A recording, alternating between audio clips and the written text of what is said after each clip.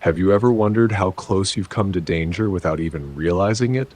At Shivering Vault, we take you there, one story at a time. But before you drift off, consider liking this video, commenting where you're watching from and at what time, and subscribing to keep these chilling stories coming. Now, let's dive into these unsettling tales.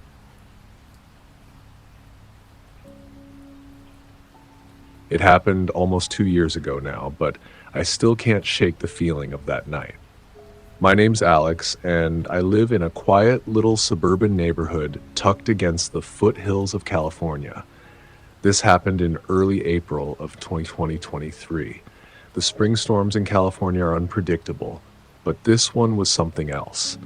The wind picked up around dinner time, heavy gusts that rattled the windows, the kind of wind that almost feels like it could tear the roof off if it got any stronger. The rain came in waves, pouring down in sheets and flooding the streets. It was the kind of storm you just wanted to sit inside, wrapped up in blankets with a cup of tea or something warm in hand, hoping it would blow over fast. But of course, that didn't happen. I was home alone that night. My roommate had left earlier in the day for a visit to her parents up in Oregon. I wasn't bothered by being alone. I'd been home alone countless times. I wasn't scared of storms. They used to make me feel cozy. I had just finished eating a simple dinner, a frozen pizza, nothing special, and I was in the middle of watching some old thriller on Netflix. Nothing too engaging, just a movie I had seen a dozen times. I didn't feel like doing much, Just one of those nights where I didn't want to think too hard about anything. It was around 9:30 when it happened. The lights flickered once, then again. I watched as they dimmed, then went out completely. Click. Just like that, the entire house fell into darkness. I wasn't really alarmed at first. The storm had knocked out the power before, and I figured it would come back soon. So I grabbed my flashlight from the kitchen drawer and made my way through the house. The darkness felt heavier than usual. The wind howled outside, rattling the windows so hard I wondered if they might crack. I made my way from the living room to the kitchen, tapping my flashlight against the counter as I passed, just trying to get my bearings. The wind was roaring now, and I could hear it tearing at the trees outside, branches creaking and snapping. I glanced out the sliding door to the backyard. The patio furniture had been tossed around by the wind, and the backyard was pitch black, save for a few flashes of lightning that illuminated the entire sky. I didn't really want to go back into the living room. It was too quiet, too still. But as I started to walk toward the hallway, I heard it. A knock. Not just a soft knock like you'd expect if someone was politely waiting at the door. This was sharp. 4 quick raps, then a pause, then another 2, lighter ones. I froze, the flashlight still in my hand, and I stood there for a moment, just staring at the front door. I couldn't tell who it was. I wasn't expecting anyone. And even though I felt a little off about it, I thought maybe it was just some neighbor who needed to use my phone, or a delivery driver caught in the storm. I cautiously walked to the door and looked through the peephole. At first, I didn't see anything. The porch light was out, and all I could make out was the blurry outline of someone standing just outside. Then a flash of lightning lit up the sky, and I saw a figure, a man, drenched from head to toe. His yellow rain jacket was practically glowing against the darkness, but everything else about him was shrouded in shadow. I couldn't make out his face, but he was holding something up, a badge, I thought. I couldn't tell for sure, but it was flashing white in the reflection of the storm. He was holding a flashlight with the other hand. "Hello?" he called, his voice muffled through the door. "Are you all right in there? I'm with the electric company. We're checking on outages in the area." I stared at the door for a long moment. Something in his voice sounded off. His tone wasn't urgent or worried enough to convince me. He sounded too calm, like he was trying to play it casual. But I also couldn't help wondering if he was just doing his job, Maybe the storm had knocked out power to a bunch of homes. But then I noticed something. His badge, when he held it up to the peephole, it looked wrong. It wasn't the official kind of laminated professional badge I was used to seeing. The edges were crooked, like the thing had been hastily printed off at home. I didn't want to open the door. My gut was telling me something was wrong. I don't know why, but I just knew. Maybe it was the way he kept glancing behind him like he was looking for someone, or the way his hand twitched when he held the badge up. His eyes darted left and right, never settling on me for long. I took a breath and said, "Hang on a second. I'll just call the electric company and confirm." As I said this, I saw him shift on the other side of the door. He stiffened. I swear, I saw his shoulders tighten, like something about my words triggered him. I turned away from the door and reached for my phone, pretending to dial the electric company's number. I didn't actually call, but I needed to stall. I needed to see what he would do. I could hear him shuffling outside, just standing there, waiting. I didn't know if he was trying to be patient or if he was getting frustrated. I pressed my phone to my ear, waiting for a dial tone. I kept glancing at the door, my eyes flicking back to the peephole. Then, it happened. The man suddenly stepped back from the door. Fast. He bolted. In an instant, he was gone, disappearing into the night. I heard his footsteps on the wet pavement, his boots slapping against the ground as he ran. I stood frozen, not knowing what to do next. My mind raced. The man didn't say a word as he left. He didn't try to justify his actions or explain why he'd knocked in the first place. He just ran. I waited. I listened to the silence. Then I turned the deadbolt on the door, checked the locks again, and made sure the windows were all sealed tight. But the knot in my stomach didn't go away. I felt a creeping panic rise in my chest, and that's when I noticed it. There were muddy boot prints on the hardwood floor. At first, I thought maybe they were from the storm, but then I looked closer. They were fresh, and they didn't lead to the door. They led deeper into the house, toward the hallway. I froze, my heart hammering. My mind raced. My first thought was that the guy had come in while I was distracted by the phone call. Maybe he hadn't left after all. Maybe he had someone else with him, and they were inside now. I backed away, my legs shaking as I slowly crept toward the hallway, keeping my flashlight low so I didn't attract attention. My mind was working on overdrive, each step slower than the last. I didn't hear anything, no voices, no footsteps. I didn't want to go upstairs. I didn't want to be anywhere near the second floor where I couldn't see what was going on. But there was only one thing I could think to do. I had to call the cops. And I had to stay out of sight. If someone was in the house, I didn't want them to know where I was. I grabbed my phone again and started dialing. My hands were slick with sweat now. Every noise from outside, the wind, the rain, the thunder, felt like it was getting louder, like everything was closing in. I could barely focus on the phone screen, my thumbs stumbling across the numbers. As it rang, I backed into the laundry room and crouched behind the dryer. I held the phone to my ear, trying not to breathe too loudly. The operator picked up. 911. "What's your emergency?" I whispered. My voice was barely above a breath. "Someone's in my house. Please send help. Now." "Where are you?" she asked. She was trying to keep me calm. "I'm in the laundry room. Please hurry." I could hear the footsteps now. They were quieter, almost deliberate. Someone was coming downstairs. Suddenly, I heard something crack upstairs. A loud snap. A board breaking under someone's weight. I didn't wait for the police to respond. I just stayed quiet, pressing my back against the wall, praying they would get here before he found me. But the intruder didn't come down right away. Instead, the footsteps moved slowly across the upstairs hallway, like they were testing each step before putting their full weight on it. Every creak made me flinch. Then I saw him. Just a shadow at first, but then the shape of a man in black appeared in the doorway to the laundry room. It was too dark to see much, but the outline was unmistakable. I could make out his figure just enough to know he wasn't the man from the porch. This was a different person, someone bigger, taller. My breath caught in my throat as he moved closer, creeping in toward me. I grabbed the steam iron, clutching it tightly, and waited. My heart pounded in my chest so hard I could feel it in my fingertips. He stepped forward. I swung, hard.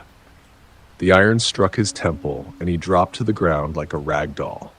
I didn't wait to see if he was still alive. I just grabbed my phone and ran for the front door. I unlocked it, stumbling out onto the porch as the blue and red lights lit up the street. The police came charging up the driveway. I don't remember much about that moment, except the sense of relief.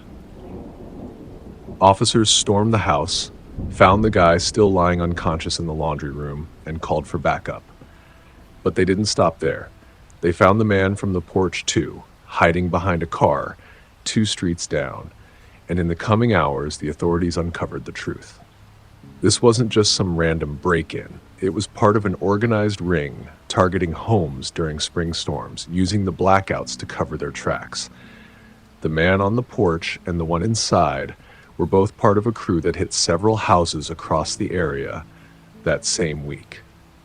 I'm lucky to be alive. That night changed everything. I moved out 3 months later. The house feels different now.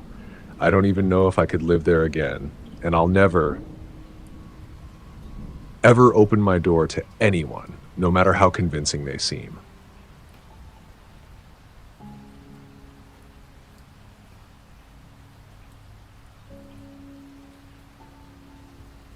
So this happened last spring, early April, in California. I'm from a smaller town not far from the coast. I was 22 at the time, just finished college and saving up for a summer trip with some friends.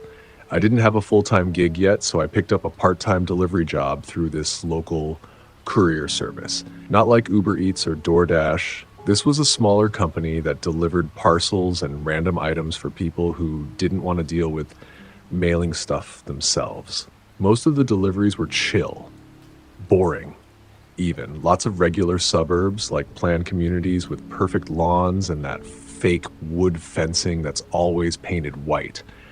Sometimes I'd be out till 11 p.m. or so, which wasn't ideal, but I didn't mind the night shift. Less traffic, more money, and it gave me time to listen to music, or sometimes just drive in silence, windows cracked, taking in the cool air. Anyway, nothing really strange happened until around my 3rd week into the job. It was a Thursday night. I remember because I almost called in sick. I'd had a weird headache all afternoon and my stomach felt off, but I pushed through it, figured I'd make it a shorter shift and just knock out a few deliveries. I had already done about 5 stops by the time this one particular order came through. It popped up around 9:20 p.m. The address was a few miles out, tucked between 2 larger neighborhoods I didn't really know too well. The GPS showed it on a small road. The note on the delivery said, "Please leave package behind garage." At first I thought it was weird that someone would be requesting a drop that late at night and want it behind a garage, but I figured maybe they worked nights or didn't want to be disturbed. You'd be surprised how many people have strange little requests like that. Some don't want their spouses to know what they're ordering. Others are just paranoid. I try not to judge. I just deliver the thing and move on. So I followed the GPS. The houses were older, not run down exactly, but not kept up either. Some had dead grass. Others had weird junk in the yards. A few didn't have lights on at all, which was unusual because it wasn't even that late yet. The address I needed was number 67. When I finally saw the mailbox with that number barely visible under a layer of grime and cobwebs, I slowed down. The house was barely visible from the road, kind of hidden behind these big overgrown hedges. I almost missed the driveway completely. It was narrow and cracked, with weeds splitting the concrete in a jagged line. I eased my car in slowly, headlights cutting through the low fog that had started rolling in off the coast. The house looked I don't know. Forgotten? The windows were dark and streaked with dirt, like they hadn't been cleaned in years. The porch light was off. There was an old wind chime by the front door that barely moved in the breeze. It gave this faint metallic clink that somehow made the silence worse. The house had that look, like no one had been living there for a while. The grass in the front yard was high and patchy. I sat in my car for a second, holding the package in my lap. It was medium-sized, not heavy. No labels besides the delivery slip. I kept telling myself, it's just a drop-off. Leave it behind the garage and bounce. So I got out. The air was chilly and smelled like wet earth and something else I couldn't place, maybe mold or rot. Not strong, just faint, enough to notice if you were really paying attention. I walked around the side of the house, following a narrow path of uneven stones. Some of them were loose, so I had to watch my step.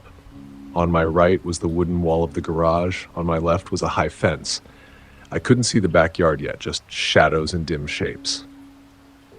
When I reached the corner of the garage, I found the spot. There was this little clearing behind it, where the back wall of the garage met a wooden fence that ran along the property line. It was dark back there. The moon was out, but it barely cut through the overgrowth. I put the package down carefully and turned to go. That's when I heard it, a quick behind me. That sound. Shuffle. It wasn't loud. It wasn't like something crashing or running. It was soft, like a foot sliding across dirt or leaves. But it was close, way too close, right behind me. I turned around slowly, trying to play it cool, like maybe if I didn't act scared, whatever it was wouldn't bother me. And that's when it happened. From behind a stack of those old wooden crates, something moved. Fast. A person. A man. I didn't even see his face clearly. Just this blurred motion and an arm swinging around, and suddenly his hand was on my mouth. Hard. I couldn't scream. He was strong, way stronger than I expected. I don't remember thinking anything smart or helpful. It was just panic. My instincts kicked in and I jabbed my elbow backward, wild and clumsy. I got lucky. I felt it connect with something solid, his ribs maybe, or stomach, and he grunted and let go for a split second. That was all I needed. I shoved myself backward and twisted out of his grip. My foot slipped on something, wet leaves, I think, but I caught myself against the side of the garage and just ran. Full sprint, didn't look back. The path back to my car felt 5 times longer than it had a minute ago. I could hear my own breathing, sharp and loud, and something else, footsteps behind me. Not close, but not far either. My car was parked at the edge of the driveway. I fumbled with the keys, dropped them once, snatched them up with shaking hands, and flung the door open. Slammed it shut behind me and hit the lock button 4 times in a row. I didn't even check if he was still there. I peeled out so fast my tires screeched. My rearview mirror showed nothing but darkness and hedges swallowing the driveway again. I drove for a couple blocks before pulling into a gas station parking lot, hands still shaking. I parked under one of those bright buzzing lights and just sat there trying to catch my breath. My shirt was sticking to my back with sweat. My phone buzzed in the cup holder, and I jumped so hard I almost knocked it onto the floor. It was a notification from the delivery app. Just a casual, "Did you complete your last drop?" I felt sick. I called 911.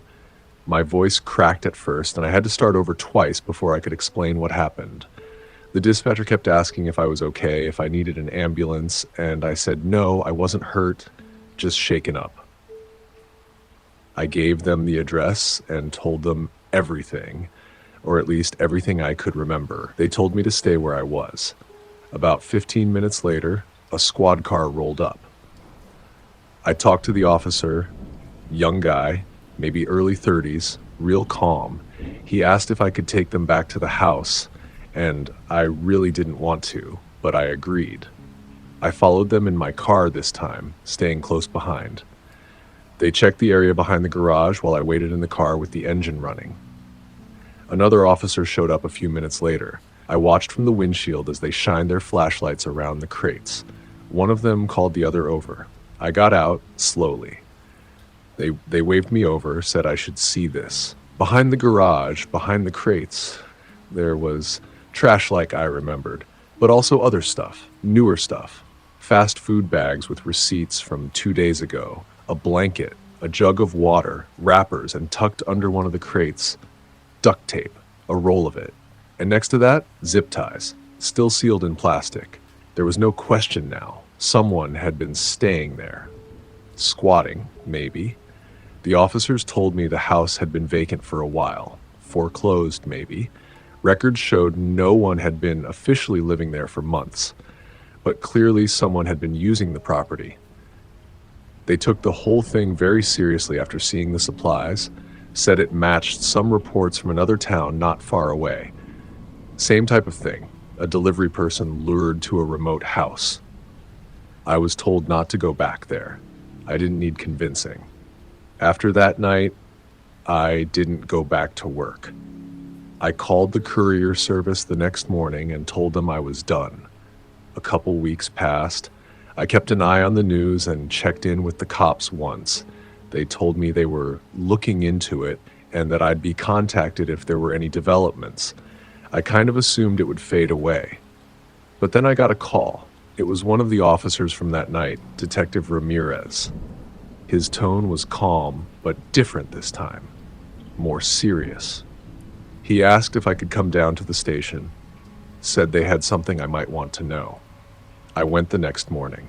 Sat in this small office with old carpet and humming fluorescent lights. Ramirez came in with a file, sat across from me, and just laid it out. They'd arrested 2 people, man and a woman, early 30s. Caught them in a neighborhood maybe 20 minutes from where everything went down. They were squatting in another abandoned property, setting up the same exact type of situation, creating delivery drop-off notes under fake names, leaving special instructions. Apparently, they were using burner phones to place random orders through smaller courier services, the kind that didn't do deep background checks on deliveries. Just whoever was available took the job. They weren't trying to rob people. They were trying to take them. Ramirez told me, very directly, "You were lucky." They didn't need to say what could have happened if I hadn't fought back, if I hadn't reacted fast, or if they'd used a weapon. I went back home after that. It's been almost a year since it happened. I still don't do any kind of delivery work. I don't use apps that make you go to random addresses. I don't even answer the door unless I know who's on the other side.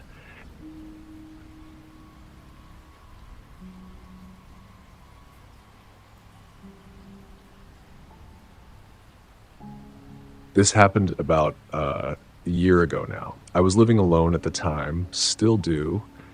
I rent this small duplex about 10 minutes outside of town. I won't say the exact town, just somewhere up in Northern California. The kind of place with a nice main street, local diners, decent coffee shops, and a lot of older people walking dogs in the evenings. It's quiet, safe, or at least it felt that way. I'd just started this photography class offered through our local community center. I didn't know anyone in it. I just needed a distraction. I'd gone through a breakup not long before, and my job had gotten stressful to the point where I couldn't even enjoy my time off anymore. I thought maybe picking up a hobby would help. I wasn't trying to be an artist or anything. I just wanted to feel something again. The class was every Thursday evening, a small group, like 10 or 12 of us. Most people were older than me, probably in their 40s or 50s, just trying something new. There were 2 people around my age, mid to late 20s, but we never really talked much beyond introductions. The instructor, a guy named Dennis, seemed pretty chill.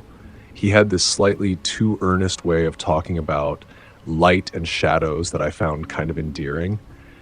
He really cared, you know? And that night he was especially excited. It was our first field shoot. He told us we'd be meeting at Willow Lake just before sunset. Now, I'd been to Willow Lake before, but not often. It's this long, narrow body of water tucked behind a state park area. It's surrounded by woods on all sides, but there's a gravel trail that goes around most of the shoreline. Families go there to picnic or walk, and sometimes kids swim when it gets hot. Not the kind of place you'd think anything bad could happen. I remember that day was warm for early spring. I got off work early, grabbed my camera bag, and drove out with the windows down. I even stopped for an iced coffee on the way. I remember thinking, this is exactly what I need. Just a peaceful evening doing something creative.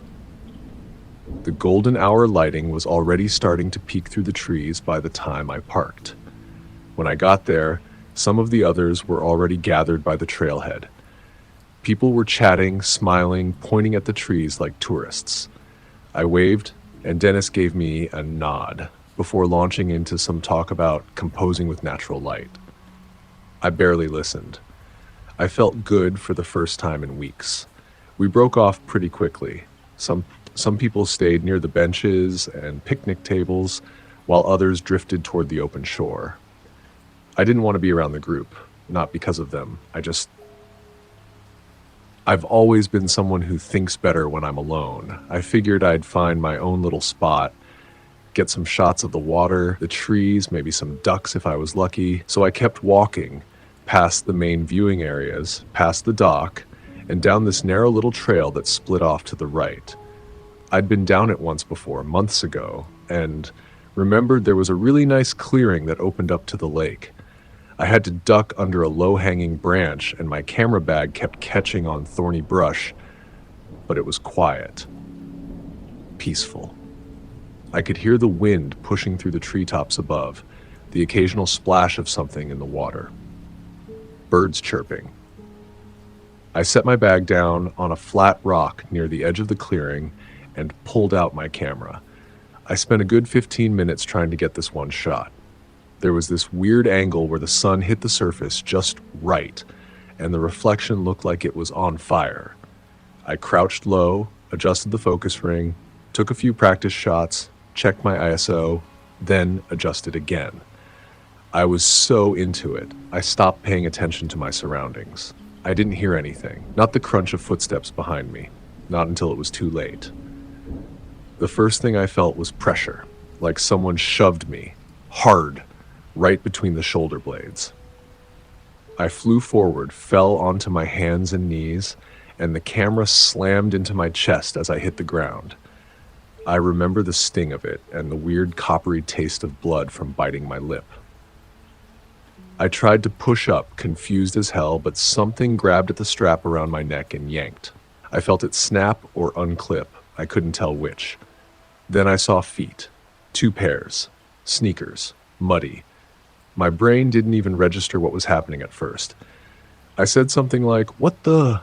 But then one of them kicked my bag out of reach and started going through it fast, like he knew exactly what he wanted. The other one, taller, held the camera up to the light like he was checking it for value. They didn't speak. Not once. No shouting. No demands. It was quiet. I tried to scramble to my feet, but the tall one stepped forward and backhanded me across the face. It wasn't some Hollywood punch. It was fast and sharp. It knocked me onto my side where I stayed, curled up like an idiot. I felt my heart pounding so hard I thought I was going to pass out. They didn't take everything. Just my camera, my phone, and my wallet. They left behind my extra lens, some snacks, a water bottle, and the little mini tripod I'd borrowed from the community center. They didn't even run away, just walked quickly back the way I'd come, disappearing into the trees. I lay there for a few minutes. I don't even know how long. It felt like hours. I kept expecting them to come back. I kept listening for footsteps, breathing, anything. But there was nothing, just the wind and the lake. Eventually I sat up, my face throbbed. I could feel my lips swelling, and there was dirt all down my shirt. My knee was scraped and bruised from the fall. I checked my pockets. Gone. Everything. I didn't even have my car keys. They'd been in my backpack. I don't know if they took those or not. I hobbled back up the trail. Every noise made me jump. Every shadow made my stomach twist. I kept looking over my shoulder. My breathing was shallow and I couldn't think straight. When I saw the group again, still gathered near the trailhead, someone gasped. Dennis walked over and grabbed me by the arm like I was bleeding out. I said, "I got jumped," and everything kind of blurred from there. The cops came pretty quick after someone called. I sat on a bench and a paramedic looked me over. I didn't need stitches or anything, but they offered to take me to the hospital. I said no. I just wanted to go home. I told the officers what I remembered, but it wasn't much. 2 guys, hoodies, maybe early 20s. No tattoos I could see. No accents, no names. Just quiet, fast, and organized. They acted like they'd done it before. The officer taking notes looked tired, like this wasn't the first time he'd heard a story like mine. Turns out it wasn't. They told me there had been a string of robberies over the last 2 months. Isolated parks, people with cameras, drones, nice phones, always on the edges of trails, never any suspects, no cameras, no witnesses, and none of the stuff ever turned up. I didn't sleep for days after that. Flinched every time a car drove by too slow. I started locking my bedroom door at night, even though I live alone. Even now, I double check it every single night.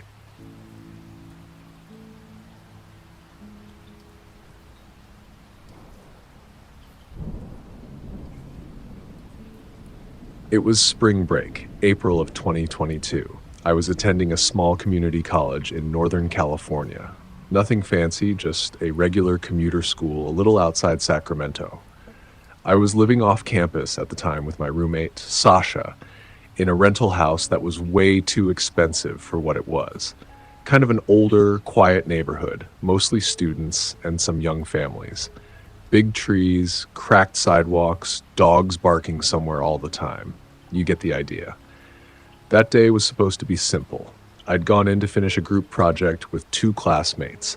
We were working on some environmental science presentation about drought-resistant plants, I think. We met at the library, worked for a few hours, and by the time we finished up, it was pushing 6:45 p.m. The sun was already starting to do that warm orange glow thing. You know the one, when everything looks soft and shadows get long across the pavement. I remember walking out of the library and feeling that first cool breeze brush against my skin.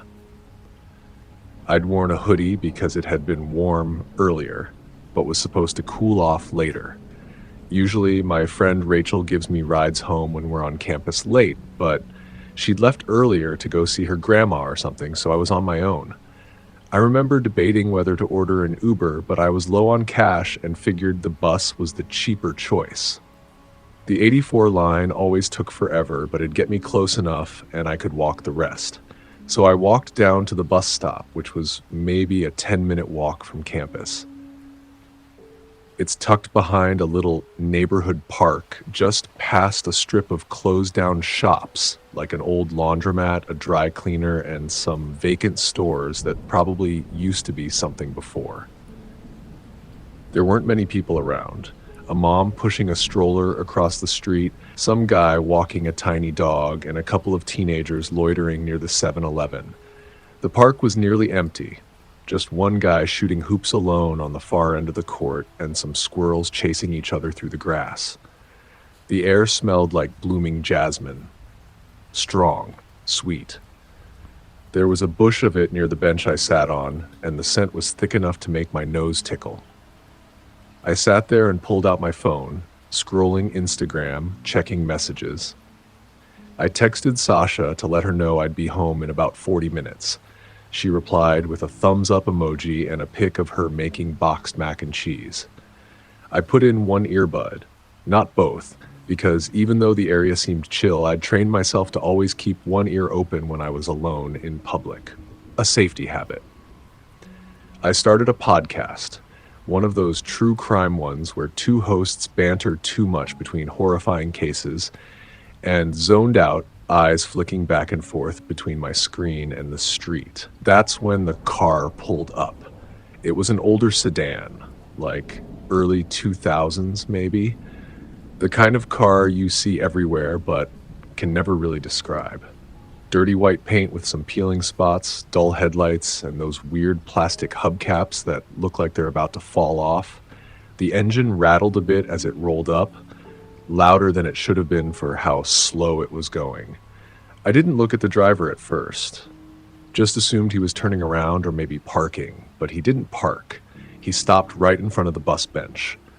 I paused my podcast and took out my earbuds slowly, trying to look casual. The window rolled down and the driver leaned over the passenger seat. "You waiting for the 84?" His voice was pleasant. Not warm, exactly, but smooth. Calm. Like someone trying really hard to sound non-threatening. I glanced up. He looked like someone's uncle. Maybe late 50s, but trying to pass for younger. He had thin gray hair, combed back with a little too much gel, and small round glasses that looked crooked. He was clean-shaven, but the kind where you can tell it had been a few hours since. His skin looked sun-damaged, leathery almost, like he'd worked outside a lot. "Yeah," I said cautiously. He nodded, smiling like he was in on some joke. "I think it already passed. I just came from that direction. Didn't see it." I shrugged. "It runs late, always does." Another pause. I was hoping that'd be the end of it. Just some bored old guy being chatty. "You live around here?" he asked. I didn't answer. I looked back at my phone, pretending to read something. "I'm headed towards Safeway," he said, as if we were in the middle of a conversation. "Just a few blocks over. If you want a ride, I don't mind. Not safe to wait out here this time of day." I glanced up again. He was still smiling, but now it looked forced. I said, "No, I'm good, thanks." He didn't drive away. I felt my stomach twist, that heavy, sinking feeling like when you realize you've lost your wallet or left the oven on. Then he said it again, this time with less friendliness. "Come on. I'm offering to help." My voice came out shaky, even though I tried to keep it steady. I said I'm fine. I stood up, just slowly, didn't run or anything. I kept my phone in my hand and my thumb hovered over the lock button so I could quickly call someone if I had to. He opened his car door. Fast. I stepped backward immediately, off the curb, into the grass near the park trail. "I'm just saying," he said, now out of the car and moving toward me. "You don't want to be stuck out here. People disappear, you know." He said it like a joke, but his eyes were flat, cold. I kept backing up. I could hear the crunch of his shoes on the gravel. He reached out with one hand like he was going to grab my arm. I flinched back, but he grabbed my wrist anyway. Tight. Dry fingers. A grip way stronger than I expected. His nails dug in a little. "Let go," I shouted. I tried to pull back, twisting, kicking at his shin with one foot, but he didn't let go. His other hand started to reach for my bag, maybe to yank me closer. I started screaming, full voice now, desperate, panicked. Then, from the street, a new voice shouted, "Hey!" It was sharp, loud, full of adrenaline. A guy on a bike swerved into the park, pedaling fast, wearing a reflective vest and a helmet with stickers on it. He dropped his bike without even stopping and came running. "Hey, what the hell are you doing? Let her go!" The man didn't say anything. He let go instantly. Didn't even look back at me. He just turned, ran back to his car, slammed the door, and drove off like a demon. Tires screeched. The car swerved down the street and disappeared around the corner. The guy on the bike, probably only a couple years older than me, ran up and asked if I was okay. I couldn't even talk at first. I was crying, gasping for air. He pulled out his phone and called the police, gave them a description of the car, the direction it went, told them everything he saw. I sat on the curb, knees pulled to my chest, hands shaking like crazy. The cops showed up in under 10 minutes. Took statements from both of us, asked me to describe the man, the car, the plate number if I had it. I hadn't seen it, but they said nearby stores might have camera footage. And they did. 3 days later, they called me. They found him. His car was caught on at least 2 security cameras. They picked him up in a town 30 minutes away, trying to chat up a teenage girl outside a grocery store. They found zip ties, rope, a folded tarp, and a change of women's clothes in his trunk. He was already being looked into for other attempted abductions. Same type of MO. Friendly voice, middle-aged guy, always targeting younger women at isolated bus stops, libraries, and parks right before dark. I got lucky. Too lucky. After that, I never waited for a bus again, especially not after 5 p.m. I started carrying pepper spray and keeping my location shared with 3 people at all times.